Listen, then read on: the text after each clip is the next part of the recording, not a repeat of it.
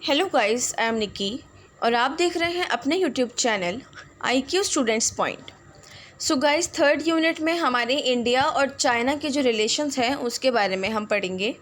सो इसके अंदर सारी चीज़ें इंक्लूड हैं कि 1962 की वॉर थी, तिब्बत मुद्दा था और भी बहुत सारी चीज़ें थी, वो इसी के अंदर सब कुछ आ चुकी हैं।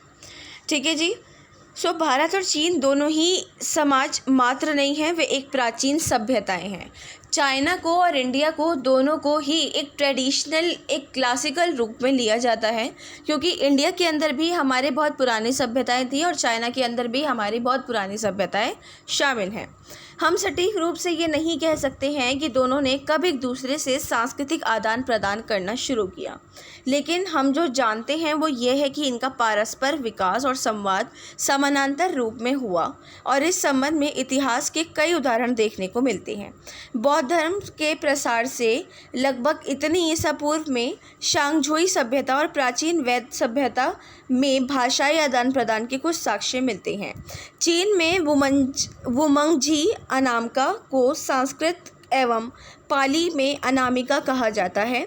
इसी तरह चीन के लोगों का हवाला देते हुए भारत के कुछ प्राचीन साहित्य में चीन का उल्लेख भी मिलता है।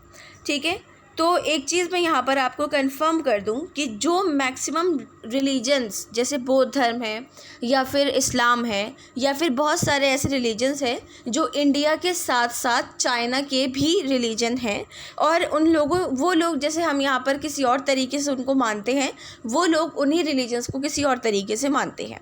ठीक है, तो वहाँ पर भी आपको मुस्लिम्स मिलेंगे, बौद्ध धर्म को मानने वाले मिलेंगे, नास्तिक भी मिलेंगे, क्रिश्चियंस मिलेंगे, सब तरीके के लोग मिलेंगे, लेकिन ट्रेडिशनली रूप में जो यहाँ पर पुरानी सभ्यता के तौर पे देखे जाते हैं वो ही वहाँ पर भी मिलते हैं। आज़ादी से पहले भारत और चीन में औपनिवेशिक काल में कई संवाद देखने को मिलते हैं, जिसमें गुरुदेव रविंद्रनाथ टैगोर की चीन यात्रा का वर्णन बहुत इंपॉर्टेंट यहाँ रखा जाता है। इसके अलावा चीन जापान युद्ध के बाद भारतीय मेडिकल मिशन का नेतृत्व डॉक्टर कोटनिस के योगदान को भी दोनों देशों के रिश्तों में अहम स्थान प्राप्त हुआ। और आज़ादी के बाद 1950 के टाइम पर भारत चीन सहयोग के आधार पर एक मजबूत एशिया एकता का प्रयास किया गया। ठीक है, ये आपने पीछे के टाइम पे पढ़ रखा होगा, हिंदी चीनी भाई भाई वाला। तो उसके बाद हमारा तिब्बत मुद्दा, 1962 की वॉर और हमारी और भी तरीके की चीज़ें जो चाइना के साथ बहुत ज़्यादा रिलेट करती हैं। आज भारत और चाइना जो कि पूरे वर्ल्ड की सबसे बड़ी जनसंख्या वाले देश कहलाते हैं, चाइना हमारी फर्स्ट कहलाता है सबसे बड़ी जनसंख्या, और इंडिया हमारा दूसरा है। ठीक है, इन दो एशियाई महाशक्तियों के बीच अनसुलझा सीमा विवाद परस्पर शत्रुता का मूल है। ये बात सबको पता है कि इंडिया के ऊपरी हिस्से से जो कश्मीर के साइड वाला चाइना वाला हिस्सा है, उस जगह को चाइना अक्साई चीन बोलता है और उस जगह को अपना हिस्सा मानता है। ठीक है, उसी तरीके से वो इंडिया के अंदर ईस्ट साइड से एंट्री करने की पूरी कोशिशें कर रहा है कि जो सेवन सिस्टर्स की साइड है उस जगह से वो एंट्री करने की पूरी कोशिशों में है। तो दोनों ही एक दूसरे के रणनीतिक प्रतिद्वंदी भी हैं, क्योंकि राजनीतिक सोच के टकराव और रणनीतिक उद्देश्यों के चलते दोनों एक दूसरे पर संदेह करते हैं। कड़वी सच्चाई तो यह है कि बीजिंग नियंत्रण रेखा को स्पष्ट करने को तैयार नहीं है।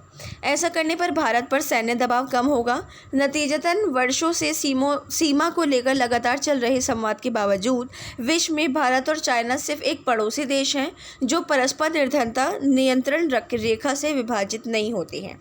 इंडिया और चीन एक लंबी अवधि से एक दूसरे को सामरिक, आर्थिक और कूटनीतिक दृष्टि से पीछे करने की कोशिशों में लगे हुए हैं और एशिया में अपने वर्चस्व को लेकर उलझे रहते हैं। ठीक है, सब जानते हैं चाइना कितनी पावरफुल कंट्री है, सेना से भी, पैसों से भी और हर तरीके से। तो आज के राजनीतिक में चल रहे संक्रमण काल में भारत चीन संबंधों की कई नई पहल का महत्व दोनों देशों के हितों के लिए नहीं है, बल्कि थर्ड वर्ल्ड वॉर के डेवलपिंग कंट्रीज़ हैं उनके हितों के लिए भी बहुत ज़रूरी माना जाता है। 1940 के टाइम पे चाइना की जो कम्युनिस्ट पार्टी CPC है, उसके नेतृत्व में चाइना की मुक्ति और भारत की राजनीतिक स्वतंत्रता के बाद दोनों देशों ने मजबूत एशियाई सहयोग के लिए एक उत्साह बनाया, जिसे एशियाई संबंध सम्मेलन ARC में अपनी अभिव्यक्ति मिली, जिसके बाद में बांडुंग सम्मेलन जो हुआ था 1955 में, बांडुंग में एफ्रो एशिया एकजुटता के रूप में ज़्यादा से ज़्यादा प्रतिक्रियाओं के साथ इस चीज़ को शुरू किया गया।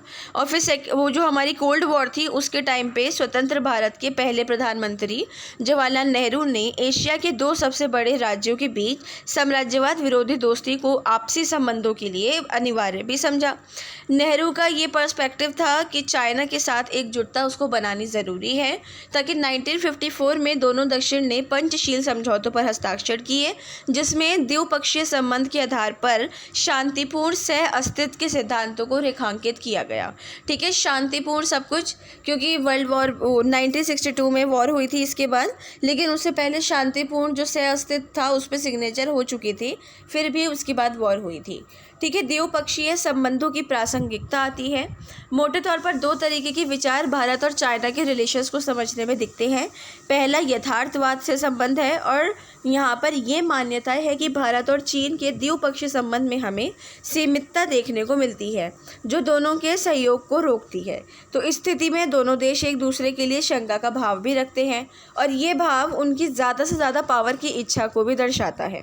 ठीक है, यथार्थवादी स्कूल दोनों के बीच द्विपक्षीय संबंधों की पहचान करने और रणनीतिक प्रतिद्वंदिता की व्यवस्थाओं और उपस्थिति से इसकी पुष्टि करता है। रणनीतिक प्रतिद्वंदिता मतलब ये जो यहाँ पर इनकी पॉलिटिकल कंपटीशंस चलते हैं उसको भी पुष्टि करता है, देखने में मदद करने में। नेक्स्ट है इनकी उदारवादी विचारधारा। भारत और चाइना दोनों ही वैश्विक आर्थिक प्रणाली में बहुत ज़्यादा इम्पॉर्टेंट अपने आप को रखते हैं। क्यों? क्योंकि आपने देखा अभी पीछे की यूनिट्स में कि किस तरीके से इंडिया ने अपने आप को स्वतंत्रता के बाद एक आर्थिक रूप से उभारा था, किस तरीके से इतनी जल्दी उसने IMF में भाग लिया, ब्रिक्स में भाग लिया, SCO में लिया, सार्क में लिया, हर जगह उसने भाग लेने शुरू कर दिए because of our economic power. ठीक है, सो उदारवादी विचारधारा का तर्क ये था कि आर्थिक संबंधों का महत्व दोनों देशों के बीच बेहतर हो और जो आपसी संबंध हैं वो बढ़ते हुए जाएं, तो इससे शांतिपूर्ण सहअस्तित्व को भी बल मिलेगा। तो इसके अलावा जो तीसरी विचारधारा थी वो दोनों देशों के बीच में सभ्यतागत मूल्यों को प्रमुखता देती है। ठीक है, सभ्यता जो हमारी पुरानी सभ्यताएं थीं उनकी वैल्यूज़ को भी ज़्यादा इम्पोर्टेंस देती हैं। उनके अनुसार, पुरानी सभ्यताओं के अनुसार दोनों देशों को अपने इतिहास को महान सभ्यताओं के रूप में प्रतिबिंबित करने की आवश्यकता है, और जिसे उनके विचारों और व्यवहारों की समानता से पोषित किया जा सकता है। तो ये जो पर्सपेक्टिव है उसका संघर्ष से दूर संपर्क और सहयोग पर जोर देता है, और एशिया एकता और सहयोग को अपना आधार भी मान लेता है। ठीक है, सिविलाइजेशन के आधार पर भी ये तीसरी मान्यता रखी गई, और हाल ही के टाइम पर नरेंद्र मोदी जो PM हैं हमारे, उनके अंडर भारत के नए राजनीतिक अभिजात वर्ग ने भारत की धारणा को एक सभ्यगत राज्य के रूप में समझने पर जोर दिया। इसके लिए भारतीय इतिहास से उपयुक्त उदाहरणों को आधार बनाया गया। अब आता है नेक्स्ट टॉपिक 1962 सीमा युद्ध। ठीक है, दोनों के बीच सीमा विवाद की वजह 1962 का युद्ध हुआ, और दोनों के बीच द्विपक्षीय संबंधों में एक लंबा सा विराम लग गया। ठीक है, विराम चिन्ह होता है ना, विराम लगा देते हैं, फुल स्टॉप टाइप, वो वाली चीज़, मतलब फुल स्टॉप कुछ वक्त के लिए लगना, विराम चिन्ह अलग होता है। 1954 में चाइना ने भारत में अक्साई चीन के माध्यम से झिंजियांग को तिब्बत से जोड़ने वाली एक सड़क का निर्माण करा, और इस बारे में भारत को 1959 में पता चला। ठीक है, 54 के बाद 55, 56, 57, 58, 59 पूरे 5 साल बाद, जिससे दोनों देशों के बीच तनाव बढ़ गया। ठीक है, ये मतलब ऑफ कोर्स मतलब सीधी सी बात है, अगर आपके साथ कोई रिलेशन अच्छे रखता है और फिर आपके ही पीठ पीछे वो किसी और के साथ, आपके दुश्मन के साथ रिलेशन अच्छे रखता है, ठीक है, आपके मना करने के बावजूद भी, तो फिर बहुत बुरा होगा, और आपके लिए जो भी एक नज़रिया होगा वो उसके लिए बहुत ख़राब सा हो जाएगा। तो युद्ध हुआ। ठीक है, फिर इस युद्ध ने भारत चीन संबंधों पर बहुत लंबे टाइम तक असर भी डाला। इसने एशियाई एकजुटता के नेहरूवादी दृष्टिकोण को ध्वस्त कर दिया, और चीन के लिए नेहरू की नीति पर भारतीय राजनीतिक अभिजात वर्ग को तेजी से विभाजित भी कर दिया। तो नेहरू को ये भ्रम था कि चीन भारत पर कभी भी हमला नहीं करेगा, और नेहरू को इस बातचीत की सीमा विवाद उन्होंने सुलझाया भी। ठीक है, क्योंकि उस टाइम पर स्वतंत्र हुआ था हमारा राज्य, हमारा देश, और स्वतंत्र होने के बाद एक बहुत बड़ी वॉर को झेलना बहुत मुश्किल काम था। तो इसलिए वो चीन की हरकतों को नज़रअंदाज करते रहे और भारत ने युद्ध की तैयारी भी नहीं करी। लेकिन चाइना तो रेडी बैठा हुआ था युद्ध के लिए। तो कई लोग जवाहरलाल नेहरू को युद्ध में हार कारण बताते भी हैं। भारत पर आक्रमण कर चीन ने भारतीय राजनीतिक नेताओं का भ्रम तोड़ दिया और चीन भारत पर कभी भी आक्रमण नहीं करेगा, ऐसी थिंकिंग बन गई। 1962 में युद्ध के बाद भारत ने चीन के प्रति अपनी नीति बदल ली थी। चीन में जो सीपीसी है सीसीपी है, कम्युनिस्ट पार्टी जो है, उसमें के सबसे बड़े नेता माओ त्से तुंग जो थे, उन्होंने 1938 में चीनी कम्युनिस्ट पार्टी की सेंट्रल कमेटी की एक बैठक में कहा था कि सत्ता बंदूक की नली से निकलती है। ठीक है। इसके बाद चीनी कम्युनिस्ट क्रांति में यह नारा मूल मंत्र बन गया और कहा जाता है कि 1962 में चाइना ने भारत पर हमला किया तो ये सिर्फ हिमालय के किसी क्षेत्र पर कंट्रोल या फिर इंटरनेशनल जो बॉर्डर्स होते हैं उनको बदलने के लिए नहीं था, बल्कि ये सभ्यता की जंग भी थी। ठीक है। तो मतलब एक तरीके से उनके अंदर ये चीज़ की भी होड़ बढ़ गई कि भारत क्यों एक सिविलाइजेशन वाला देश है, बल्कि हमारा देश ज़्यादा सिविलाइजेशन वाला है। सिर्फ पॉलिटिकल वगैरह ही नहीं, कल्चर जो हमारे लड़ाई झगड़े थे वो भी बहुत ज़्यादा बढ़ गए थे। भारत चाइना के साथ लगी सीमा की ऐतिहासिकता को आधार बनाते हुए सही ठहराने लगा और चीन युद्ध की तैयारी कर रहा था। माओ ने मैकमोहन रेखा, जो कि भारत और चाइना को विभाजित करती है, याद रखिएगा मैकमोहन रेखा उसी को कहते हैं जो भारत और चाइना के बॉर्डर है। ठीक है। तो उसको मैकमोहन रेखा का नाम दिया गया। उसको औपनिवेशिक बताते हुए इसे मानने से इनकार कर दिया और उन्होंने कहा कि आने वाले वर्षों में चाइना पूरे अरुणाचल प्रदेश पर अपना दावा करने लगेगा और इस इलाके को साउथ तिब्बत के नाम से जाना जाएगा। ठीक है। तो चीन लगातार बॉर्डर विवाद को जीवित करता रहा। इससे आपसी संबंधों में बहुत सी ठेस पहुंचती रही। तो इसकी वजह से दोनों देशों में नागरिक समाज भी उत्तेजित होकर राजनीतिक व्यवस्थाओं पर बहुत कठोर निर्णय लेने का दबाव भी बनाते रहे। इस सब के वजह से कूटनीतिक बातचीत संभव नहीं हो पाई। तो चाइना के सैनिकों ने घात लगाकर 20 अक्टूबर 1975 को अरुणाचल प्रदेश के कुलुंग ला में असम राइफल की पेट्रोलिंग पार्टी पर हमला कर दिया और चाइना के इस हमले में भारतीय सेना के 4 सैनिक भी शहीद हो गए थे। चाइना की इस हरकत के 45 सालों बाद एक बार फिर से लाइन ऑफ एक्चुअल कंट्रोल पर भारतीय और चीनी सैनिकों के बीच खूनी संघर्ष हुआ। हाल के दिनों में डोकलाम विवाद ने एक बार फिर बॉर्डर विवाद को जीवित कर दिया, जिसमें 21 भारतीय जवान शहीद हुए। द्विपक्षीय संबंध में ये जो पूरी प्रक्रिया थी राजीव गांधी की चीन यात्रा के बाद शुरू हुई और 2003 में प्रधानमंत्री वाजपेयी की चीन यात्रा के दौरान और भी तेज़ हो गई। 1998 में अटल बिहारी वाजपेयी जो है सरकार द्वारा पोखरण में परमाणु विस्फोट किया गया और भारत को परमाणु ताकत का आधिकारिक दर्जा देने वाली ये घटना पड़ोसी को नागवार हुई। उन्होंने कहा कि भाई जहाँ ये इसके बाद किसी भी पावर नहीं थी कि हमसे लड़ सके, तो इसने ये न्यूक्लियर बॉम्ब का कैसे टेस्ट कर लिया, कैसे एटम बॉम्ब का टेस्ट हुआ। 1991 में विदेशी मंत्री जो थे यहाँ के जसवंत सिंह, उन्होंने चाइना का दौरा किया और फिर उसके बाद दौरे में दोनों पक्षों ने एक दूसरे को धमकी ना देने के वचन को भी दोहराया कि हम एक दूसरे के लिए अब नई लड़ाई करेंगे, हम एक दूसरे को हिंदी चीनी भाई भाई रखेंगे। 2010 में राष्ट्रपति KR नारायण की यात्रा से दोनों के बीच के आदान प्रदान की वापसी हुई। 2002 में चीनी प्रधानमंत्री झू रोंगजेई भारत आए और 2003 में अटल बिहारी वाजपेयी की चीन यात्रा ने के एक नए चरण को चिन्हित भी करा। तो भारत और चाइना के बीच के बॉर्डर विवाद को लेकर एक समझौते पर हस्ताक्षर हो गए। फिर दोनों देशों ने इस टॉपिक पर बातचीत शुरू करी। फिर 1990 और 2000 के टाइम पर दोनों देशों ने सीमा पर शांति और शांति के प्रबंध को महत्वपूर्ण समझौते देते हुए एक प्रोटोकॉल पर हस्ताक्षर सिग्नेचर करे और पिछले कुछ वर्षों में द्विपक्षीय संबंधों में नया विश्वास और सहयोग पैदा करने लगे। 2008 में जब प्रधानमंत्री डॉक्टर मनमोहन सिंह ने चाइना का दौरा किया था, तब द्विपक्षीय संबंध प्रफुल्लित हो गए क्योंकि दोनों देशों ने 21वीं सदी पर साझा दृष्टिकोण घोषणा पर हस्ताक्षर करे थे और यहाँ से चीज़ हमारी आगे बढ़ी। अब आता है तिब्बत का मुद्दा। तिब्बत विवाद भी दोनों देशों के लिए एक बहुत बड़ा वजह बना था लड़ाई झगड़े का। इसके बीच इतिहास में छुपे हुए तिब्बत का इतिहास बेहद उथल पुथल भरा हुआ है। कभी वो एक स्वतंत्र इलाके के तौर पर रहा तो कभी मंगोलिया और कभी चीन की ताकतवर राजवंशों ने उस पर हुकूमत करी। लेकिन साल 1950 में चाइना ने इस इलाके पर अपना झंडा लहराने के लिए हज़ारों की संख्या में सैनिक भेज दिए। तिब्बत के कुछ इलाकों को स्वायत्तशासी क्षेत्र में बदल दिया गया और बाकी इलाकों को इससे लगने वाले चीनी प्रांतों में मिला दिया गया। लेकिन 1959 में चीन के खिलाफ हुए एक नाकाम विद्रोह के बाद 14वें दलाई लामा को तिब्बत छोड़कर भारत में शरण लेनी पड़ी, जहां उन्होंने निर्वासित सरकार का गठन किया था। 60 और 70 के टाइम पर चाइना की सांस्कृतिक क्रांति के दौरान तिब्बत के ज़्यादातर बौद्ध विहारों को नष्ट कर दिया गया।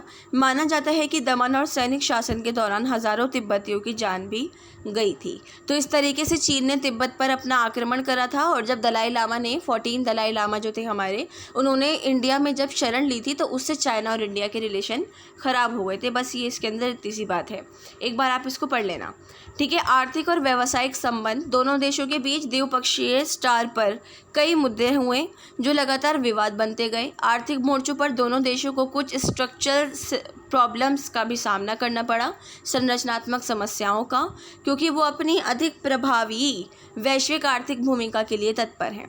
द्विपक्षीय व्यापार एक बहुत बड़ी छलांग लगाने में विफल हुआ और ट्रेड डिफिसिट भारत के लिए एक बहुत बड़ी चिंता बन गई। तो चीनी निर्यात के प्रभाव से भारत लघु उद्योग और घरेलू विनिर्माताओं को भी नुकसान हुआ। और हाल ही के संपन्न 11वीं संयुक्त आर्थिक समूह JEP जो है हमारी की बैठक 2018 में दोनों देशों आर्थिक संबंधों में व्यापार की समस्या को दूर करने के लिए दीर्घकालिक रोड मैप तैयार करने पर सहमत हुए। ठीक है, दीर्घकालिक होता है हमारा बहुत लंबी अवधि वाला, बहुत लंबे टाइम वाला।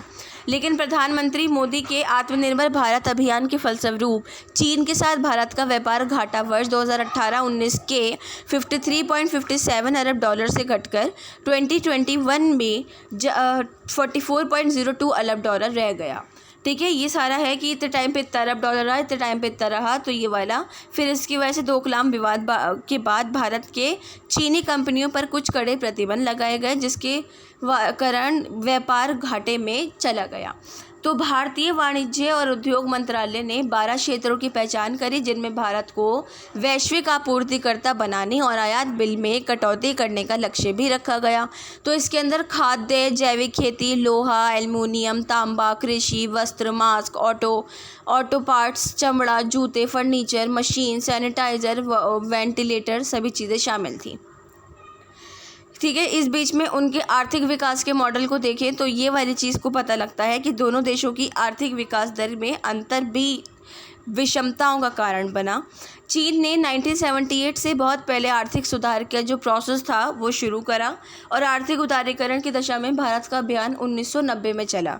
ठीक है, 78 में उन्होंने करा था, 1990 में इतने टाइम बाद इंडिया में हुआ।